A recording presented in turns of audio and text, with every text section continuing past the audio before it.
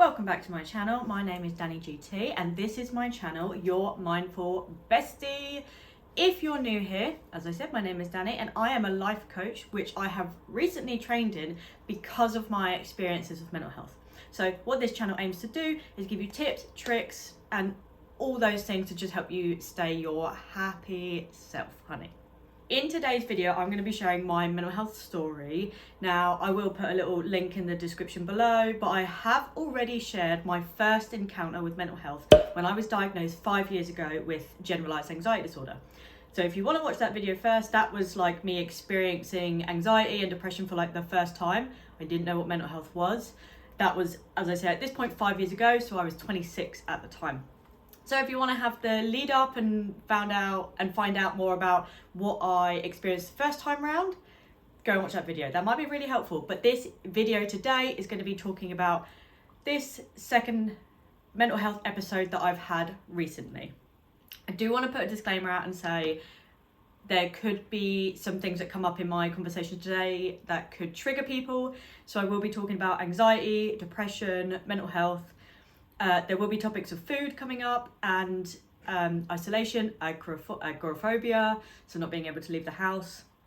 So if any of those things are triggering for you, I'm going to put chapters below.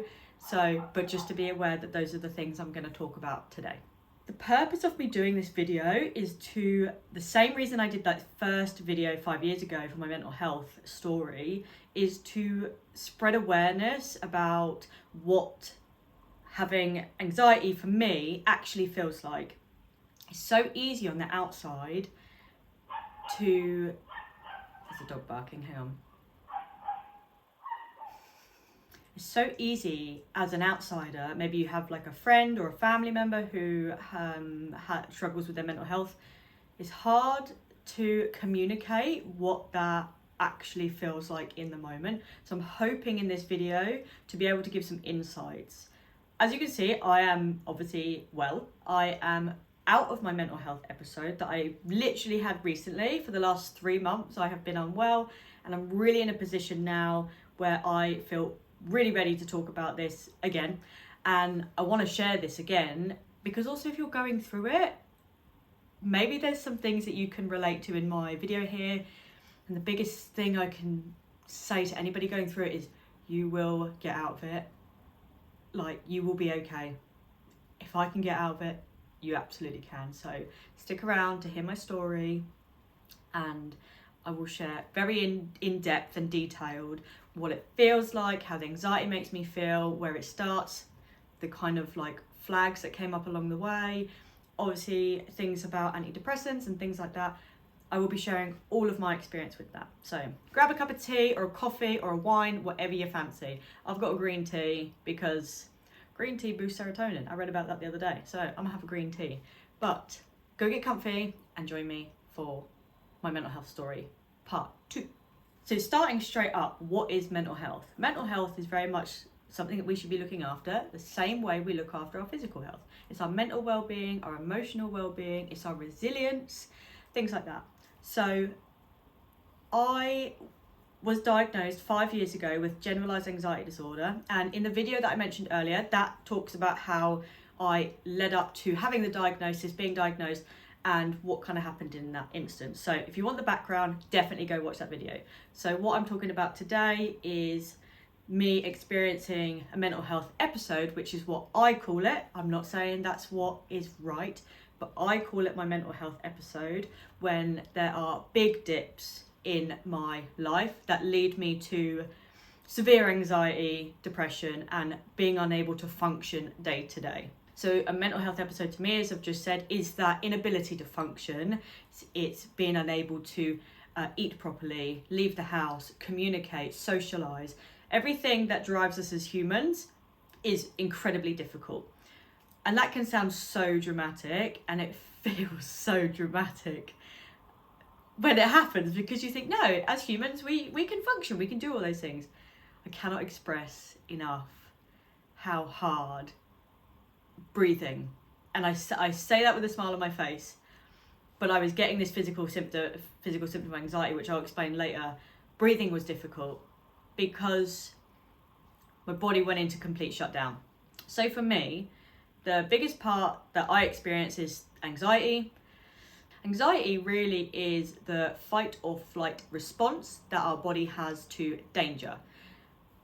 Traditionally, or originally I should say, anxiety is actually really helpful, especially in like caveman times when we, men, women, would go out hunting lions, go out hunting.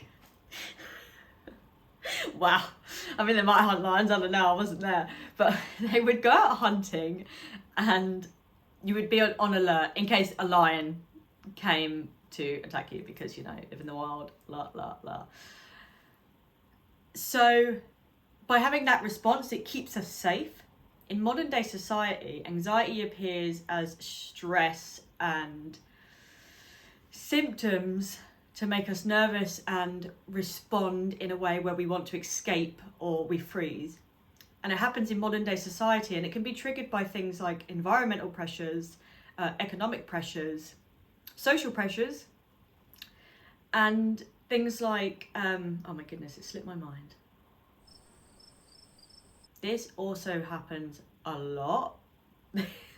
I am talking away and I will just completely forget the point of why I was saying it.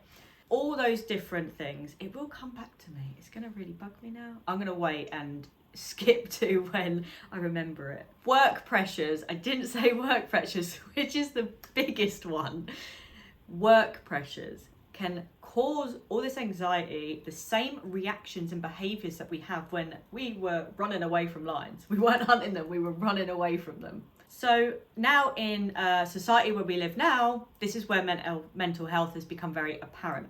Now, I have really experienced mental health and I really want to use it to help other people. Hence why I'm doing these videos and these vlogs, because I want to share what my experience was like, how I got help, and essentially the triggers that I have. Everybody is different and everybody is different. So what will be your triggers might not be mine, and vice versa. But sometimes you can see similarities in the way you react to things.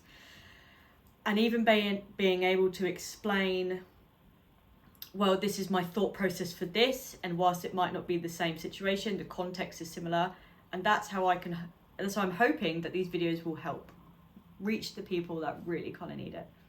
So talking about this time round, having this mental health episode, so it's been kind of around 3 months where I was really recovering, I was really healing. Now we're in spring in the UK, wherever you're watching this, and I am feeling very much myself. I wouldn't say normal is the right word to even describe me, if I'm honest, but I feel very, very much myself again. And I feel in a position where I can talk about this and also recognize how I can move forward if I am having like an anxious day, an anxious moment. And also I'm in a position now to be able to address and tackle fears, which is, I feel so positive about that. I'm really lucky to be in this situation. Realised I wasn't looking at the camera, I was looking there, so I'm going to look right at you now. So I'm feeling very fortunate, very lucky. So it started around 6 months ago. I kind of had some things going on in my life. I was going through a redundancy. I was really struggling at the job I was in because I wanted to take another career path. So this all started around 6 months ago when I was going through a process at the job I was employed at the time, which was a 9-to-5 office job. I was going through a redundancy, and I was going through the process of being made redundant, essentially. And at that point, obviously I panicked because I was like, I don't know what I want to do. Well, I knew what I wanted to do, but I didn't know how to get there. I'll just actually rephrase that. I knew I wanted to coach and I knew I wanted to help people, but I didn't know how to get there. So I started my antidepressants, which obviously I will talk a little bit more about later. I started antidepressants 5 years ago, which was when I started the job that I was being made redundant from. Then I stayed on the antidepressants. Anyway, long story short, I was going through the redundancy and kind of felt like I was coming up to a new chapter in my life, and I thought that new chapter meant that that I could come off antidepressants. So I had already at this point been weaning off them. I'm on citalopram. I was on 20 milligrams, and then over 6 to 8 months I went down to 10, and then over another 6 months. So I was already coming off them anyway. another 6 months, I went down to 10 every other day. And then at that point, it was coming up to when I was meant to be made redundant, which was December, winter time in the UK. And I decided at that point, I wanted to come off my antidepressants. I was taking 10 every other day. I was feeling fine. I was coping really well with the redundancy and the thought of having to open a business, because that's what I decided to do now. I'm now self-employed. I opened my own coaching business. And I kind of thought that maybe the antidepressants had been tied to that job, because I had the mental health first episode breakdown when I was started there. So I thought maybe the tablets were just getting me by to get through this style of work, because the business I do now is very different from corporate work. So I came off them and I felt absolutely fine. I felt brilliant, felt really good. I was like, yes, I've come off them. I've started a new chapter in my life. I'd also at that point lost over a stone in weight, so I was really putting my health forward. I'd also been quit a year of smoking as well. So I was like, this is amazing, having the best time here. And then we had Christmas and I was stopped over Christmas. Then January I started to work, obviously, in my own business.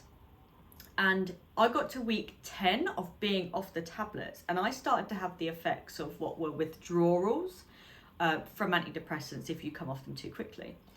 Now, I searched everywhere online. I went to YouTube, and this is exactly why I'm doing this video today. I really struggled to find people's experiences of coming off antidepressants, going back on them, coming off them for good.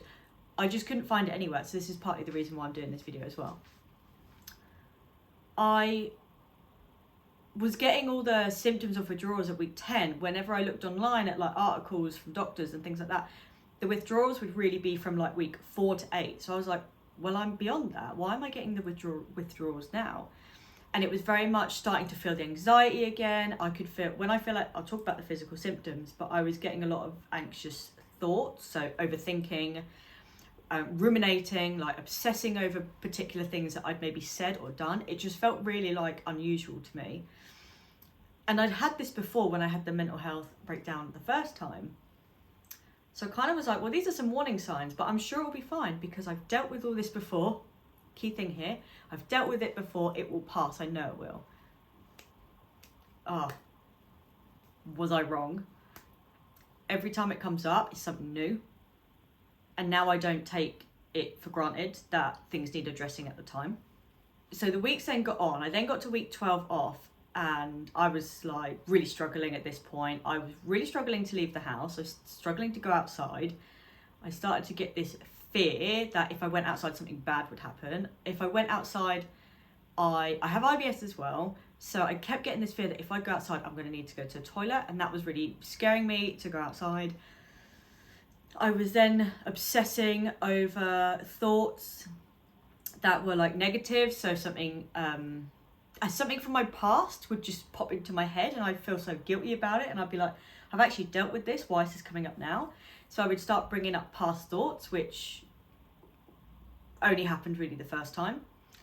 I then started really questioning my relationship with my husband. I thought maybe he was fed up with me. I thought he'd had enough. I thought he didn't want to deal with this anymore. And can I just say, I've been with him 11 years now, and the last mental health episode I had was actually the year we were getting married, and he was amazing. He was so supportive. I can't ask for anything more. But I felt like this time he was really starting to get fed up of me. I felt like he didn't want to be with me, which, saying this on a video, that's just not who I am as a person. I'm so certain how he feels about me. I know how I feel about him. So for me to question it was really out of character. So I started obviously talking to him more about it and started saying, are you fed up with me? I started really like questioning him, and he was obviously like, no, if there was ever a problem, I'd tell you, which is exactly how our relationship is. We communicate. Things just started getting worse and worse, and things started amplifying. All these examples I just gave you, they just got bigger and bigger, and I would ask more often for reassurance. So I decided at that point to go back to counselling, which I stopped after a few years ago because it came not ready to talk about that just yet, but I had to stop counselling because my counsellor got poorly. So I stopped it, but I was kind of ready to come off at the same time anyway.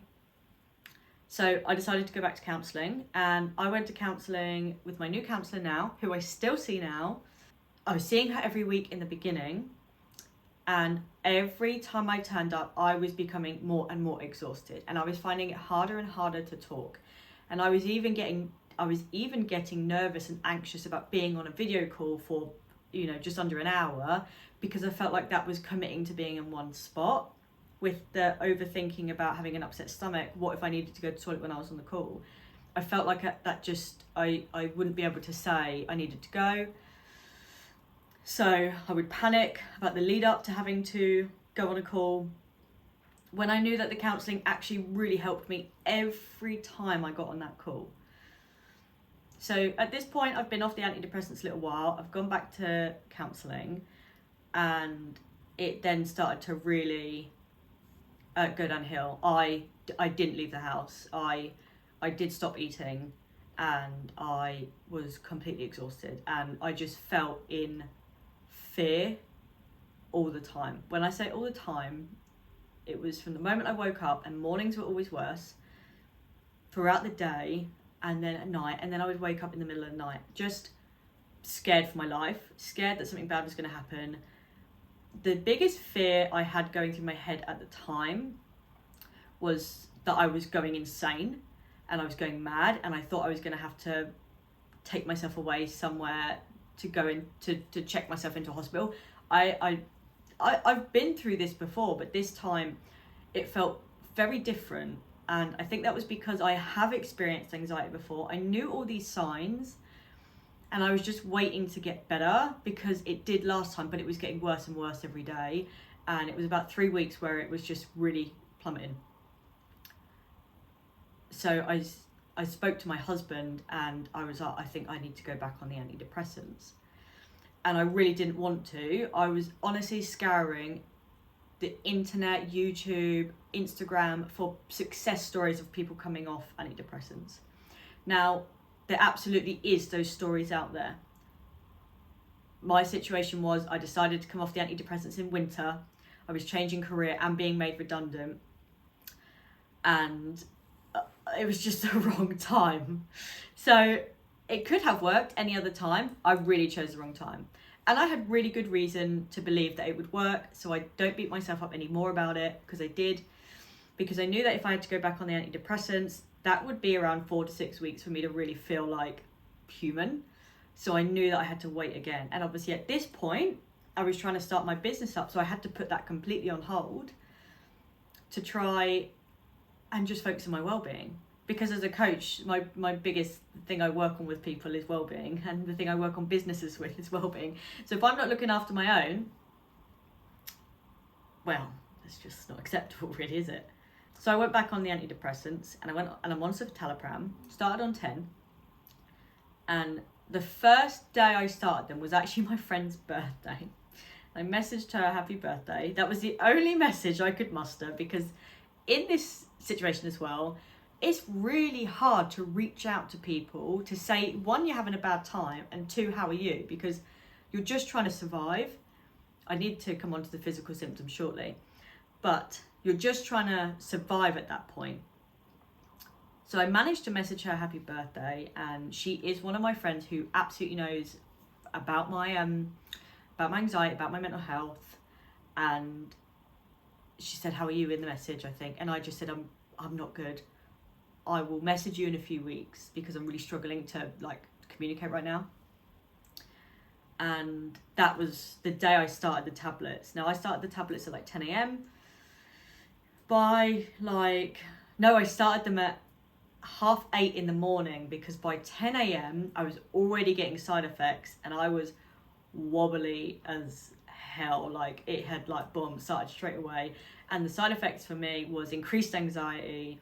It was stomach upset. It was blurry vision and lightheaded and dizziness. So all I could do on that first day was lie down and know that I had to wait 4 to 6 weeks in order for the side effects to disappear, but also for the tablets to work and balance out the serotonin.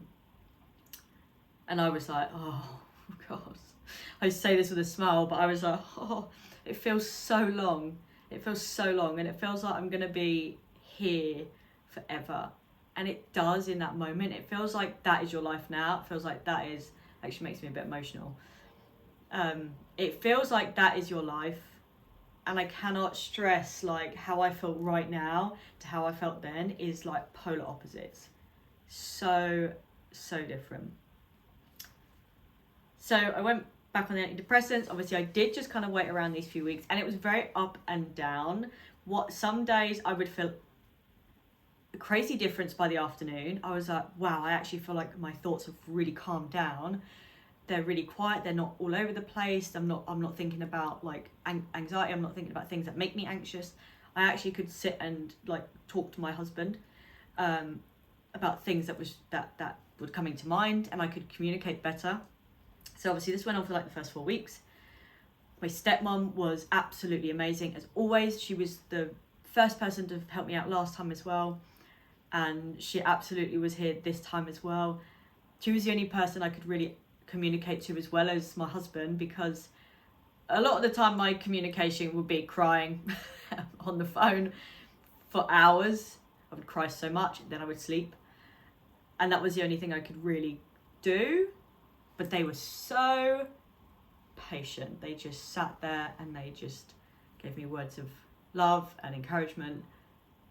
So really seek out your support network. Ask them for help when you need it, because I did. I was like, I just need you to be on the phone to me, because my husband had to go to work, so my stepmom would be on the phone to me during the day. I feel so lucky, and that's part of the reason how you get through it as well, is because you want to be better, because I see how much they care for me, and I'm like, I want to be better, not just for me but for them as well.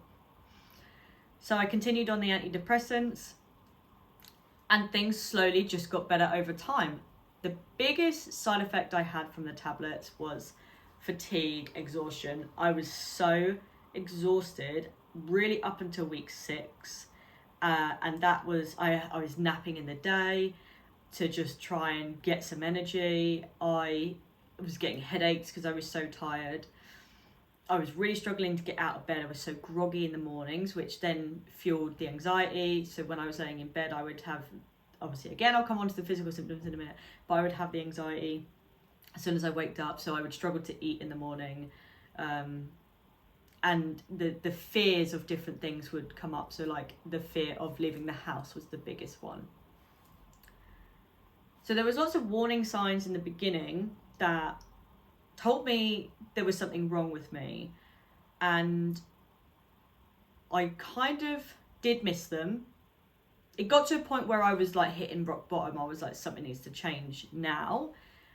But I really wanted to try and do it without the antidepressants. But the weather also was so bad here where I live over the winter. It was just raining every day. So it was making it worse. Sorry, weather, can't blame you, but I am blaming you. So there was loads of different factors, and I really believed that I would be able to get through it on my own. And it is okay if you need a tablet to help you function and live a really fulfilling life. I totally accept that now. I might try and come off in the future, but for me, I'm not. Life means more to me, and a good quality of life means more to me than not having the pharmaceutical, essentially. So coming back to finally talking about the physical symptoms of anxiety, because when I say anxiety, I just want to put into perspective what that feels like for me. Everybody experiences it differently, but what that feels like for me when I say I'm feeling anxious, I feel like I'm having an anxious moment, or I have feelings of anxiety. So for me, the anxiety first appears as a stomach ache, and mixed with IBS, you just feel like you need to go to the toilet. It then also appears as like a tightness in my chest and palpitations. That then links with feeling like my throat is constricting, and feeling like I need to take a deep breath but not being able to catch a breath. So all of that happens at exactly the same time for me when I have anxious moments or the anxiety comes on. A lot of it feels like my whole body is like doing this. It's like crushing inwards, it's crushing my chest. So I'm trying to sit back when I feel anxious to try and open my chest. I'm trying to breathe through my nose, but I just cannot catch my breath. And that's the point I made earlier about even breathing was really difficult, because every single day I just consciously breathed. I was so aware of my breathing that I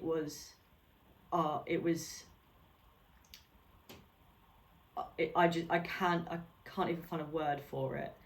It was exhausting. It was awful, to be quite honest. So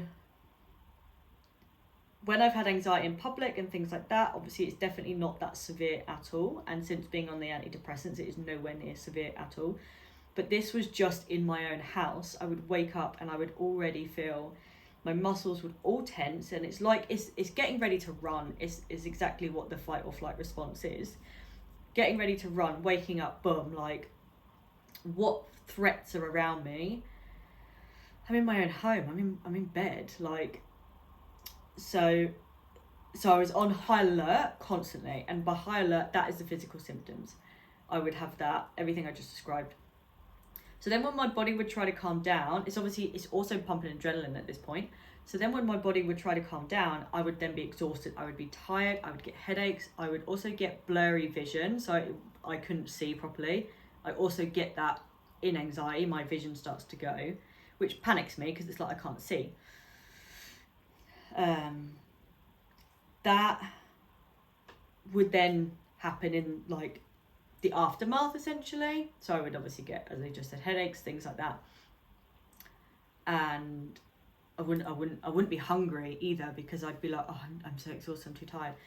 And then basically as soon as that stops, it then starts again. I then go on high alert. I then have stomach ache. I then have chest pains, palpitations, and here we go again. And then the second time, calming down, feeling like, okay, there's no threat, I can relax now. Exhaustion, literally need to sleep, can't see, blurry vision. And it's just constant. I can't even tell you how constant it was. But when I started going back on the tablets, for me, the gaps between the calm down and it starting up again got longer. And that really improved every day. And it improved quickly because this time, which I didn't do the last time, I allowed myself to heal and I allowed myself to rest. And I would be like, this will take as long as it needs. I really reflected as I started to feel better, I would reflect on things I'd done in the past that made me feel good. So yoga, journaling, listening to affirmations, and meditating were the 4 things, and I now call them my 4 healthy habits. They were the 4 things that I would do every day before. So then when I started to feel a bit better, although I still felt like I was obviously struggling, still having anxiety, but it was getting less and less, I would then start to incorporate these healthy habits. And I really, really adopted mindfulness. Now I teach mindfulness. So why was I not doing this earlier? Because we don't take our own advice, right? This is so normal. So I did adopt mindfulness again, and that 100% sped up my recovery. So by doing the yoga, because actually I found when I was doing yoga, I wasn't thinking about anxiety, and I was just doing yin yoga. Yin yoga is very calming, very slow. I will share some of the videos actually that I do. It's a woman on YouTube. She's called Yoga with Cassandra. I literally love her stuff. I discovered her the first time I had a mental health breakdown, and I have been doing her videos for 5 years, and so I've picked them up again now. Meditating as well, and you can absolutely do guided meditations. I actually do a lot of silent meditations where I just sit on my meditation pillow or meditation seat, and I just set timer for 10-15 minutes and just focus on my breathing and collecting my thoughts. That was really helpful. And then the affirmations, like listening to affirmations like I am able to cope, my body is healing every day, things like that. Things like that was really helpful. So I was able to start then introducing those things. And even if I did one of those 4 things a day, that was a win for me. As the days went on, I'd then do 2 a day, I'd do 3 a day. So I really broke down what felt good to me, what I wanted to achieve that day, because every day was different. One day I wanted to meditate, one day I wanted to do yoga. I tried to journal every day for me, because the journaling was a way to process my thoughts. Because the biggest struggle I had and have with the anxiety is ruminating thoughts, where I obsess over things that were said, things that might be said, things that I should have said. Oh my goodness. And I'm sure there's so many people out there that can relate to that as well. So another physical symptom, but it's kind of like a mental So another physical symptom, but it's more kind of like a mental symptom as well, is, I've talked about it, literally just talked about it, is overthinking, ruminating thoughts. So that also can be incredibly exhausting when your brain is having 100 conversations at once all the time. So your body is physically exhausted. I'm stuck on the sofa, I'm stuck in bed, but my mind is running like a hamster in a wheel. And so many different conversations as well. And I couldn't grasp any conversation to focus on it that was going on in my head. So instead, you're watching all these, I'm very expressive with my hands, if you haven't noticed. I'm watching all these thoughts go across my mind, not being able to really cope. And I honestly felt like a vegetable, just watching them go and not being able to engage in anything or take control of any of my thoughts either. And it really feels like your thoughts are against you. A lot of my thoughts were self-sabotaging. They would be, I would doubt myself. I would say bad things and horrible things about myself. And I am really confident in myself, and I do love who I am. So to then have the complete opposite, where I'm beating myself up, it's exhausting. It really lowers your sense of worth and your self-esteem. So whilst I'm sitting there trying to survive, I'm also having these conversations in my head where I'm beating myself up. And that's what we don't see with people with anxiety, is you could be sat there absolutely fine watching something, and all of this is going on in your head and your body. It's so internal. So if you haven't experienced anxiety, which I hope you haven't, because it's really not very nice, I wouldn't wish it upon my worst enemy. But if you haven't experienced it, it's really hard to understand what that can feel like, because it's not like a physical illness. I hear this so many times. It's not like a physical illness that you can see and you can sympathise with that person. It's really difficult to understand, and you obviously can't see it at all. So how can you comfort someone? But you can comfort someone. You don't have to understand it or have experienced it to just be there for someone. Just listening is the biggest thing, allowing them to speak, because being able to get the thoughts out of your head, for me especially, was the best way I could release those obsessive thoughts and ruminating thoughts, and then be able to go and do something mindful to make me feel better afterwards. I talked a little bit about this earlier with fear and anxiety. So we all have phobias, we all have fears. I have fears and phobias too. And I find that when they get worse for me, that's when the anxiety is getting worse. So I tend to have a bit of a fear of driving, but not like right now. When my anxiety gets worse, I then get nervous of driving. And that's kind of now what I know as a warning sign that I'm not feeling well in myself. So one of the examples I want to give where I noticed it, and obviously how I've corrected it now, is 2 weeks before I really started going downhill, back in February, I went to a networking event in Guildford. And it was a 40-minute drive, and a 40-minute drive would be absolutely easy. But I was really overthinking it. I was really thinking about it. I was thinking, am I going to get there? 40 minutes seems like a long time. Where am I going to park? Blah, blah, blah. All these different things that I would just think about, which I never really did before. And anyway, I drove to Guildford 2 days before I was going to that networking event. Drove to Guildford absolutely fine. But all day, I couldn't stop thinking about it. I was so tempted to just put it off and not go, because the pain of having to think about it and wait to do it was harder than actually doing it. But I did it, I drove and was absolutely fine, and was like, yes, smash that. I was absolutely fine. So when it came to Friday, I didn't even think twice about it.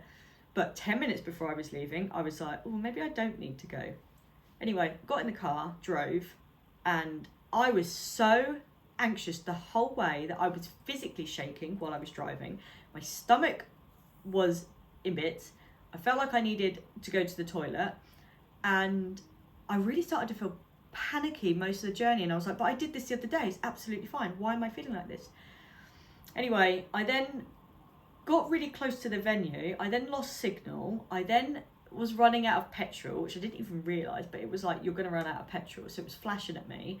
And I have not had a panic attack in about 4 years. And this hit me like a ton of bricks. And I was like, this like wave of just panic. My whole body went cold. I literally, my breathing was so shallow, and I was driving and I was like, I've got to pull over. And I was literally like, I thought I was going to faint because I was just so panicked. So I pulled over and I was like shaking, and I was like, oh my goodness, what's going on with my body? I felt like I just didn't know what was happening. I literally out loud had to say, pull it together, Danni. Like, I literally had to hype myself up. I was like, calm down. It was like I was like having a conversation with someone. So anyway, managed to get to the venue, calm down, and I was like, oh my goodness, that was really stressful. And that was what started before I started to go downhill. So since then, I have been obviously working up to getting back in the car and driving again. So it started of like sitting in the car, it started turning the car on, it started driving it around the block, then 10 minutes, then 15 minutes, and really working up. And that really is the best way that I have found to address fear. Also, taking someone with me, doing it on my own. I mainly did it on my own, but a lot of it I mixed up that as well. So from where I was like 3 months ago, when I really couldn't even step outside, let alone get behind the wheel, to now, I drove an hour a few weeks ago to pick my husband up from Heathrow, we're about an hour away. And yes, I had nerves, because then it started to rain and I was like, oh, this is testing me now. But I remembered to stay calm and be like, look at how far you're getting. You are so confident. I kept saying the same affirmation in my head. Every time I drive, I become more confident. And I would say that. And then by the time I got to Heathrow, I was like buzzing. I was so happy because I did it. Tackled a fear. That's anxiety as well. So that might be a more day-to-day kind of like example of anxiety. Mine is, it goes to like peaks and troughs depending how I'm feeling. Another topic I wanted to bring up as well with this is the topic of food. Now, I did stop eating when I was really at my worst, and I really struggled to get my appetite back, and I really struggled to have an appetite at the beginning when I started going downhill.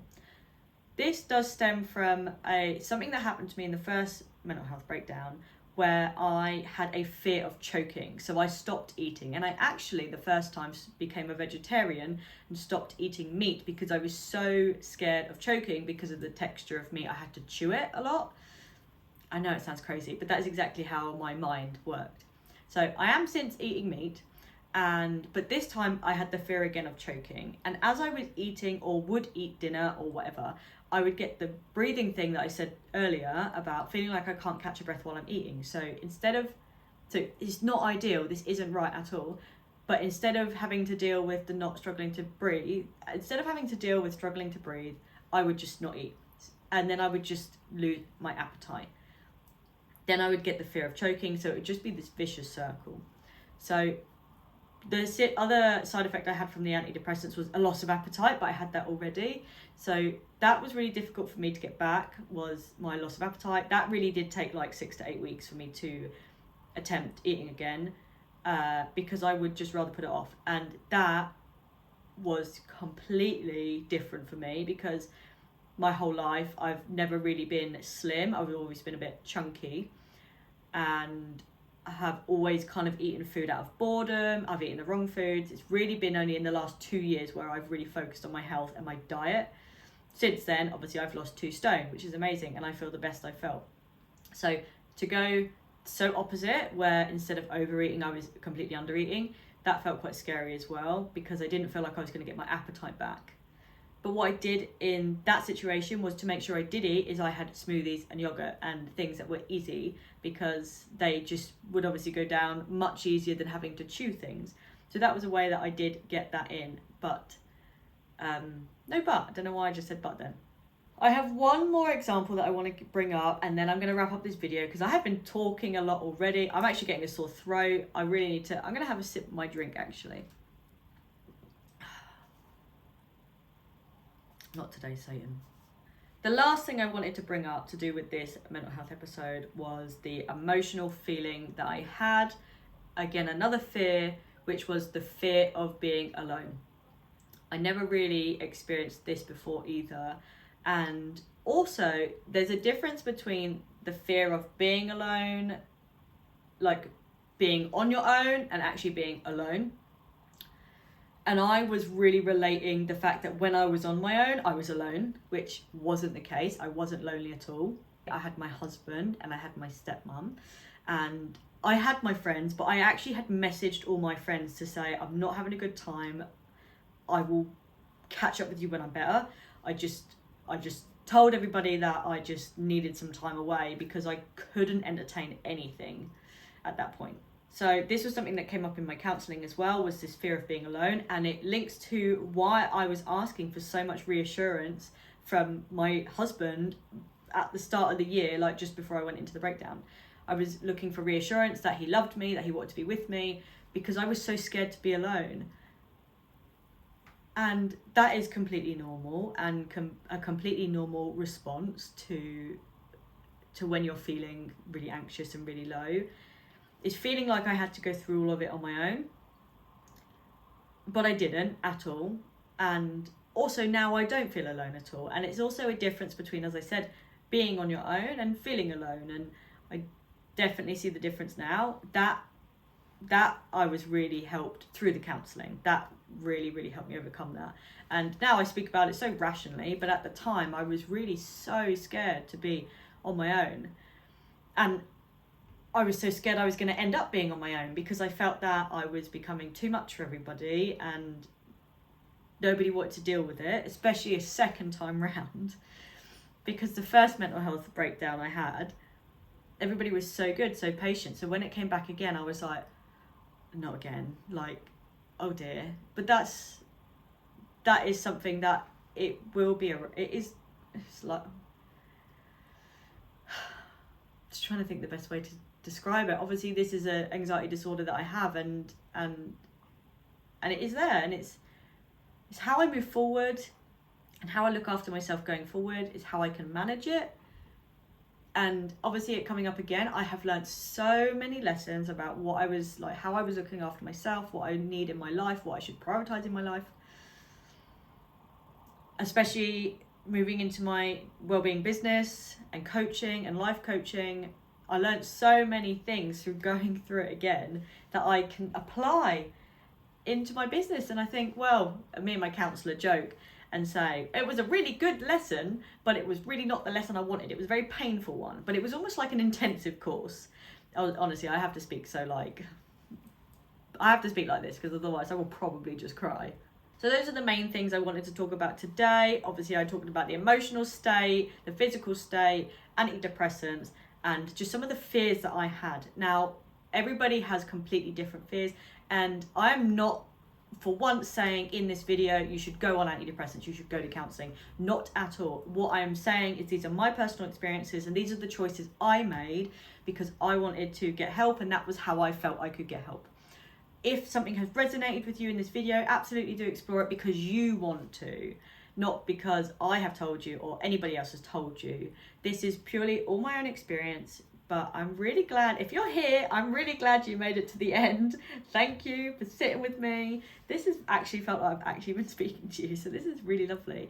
And this has been a really nice way for me to get this out as well. I've actually been putting this video off for like a whole week, which doesn't sound very long, but I've said to myself every day for a week, today will be the day, today will be the day. And today was the day, and it's sunny outside, and the last time I did a vlog, it was sunny outside. So it's obviously a pattern that I feel most chatty when the sun is out. So thank you so much.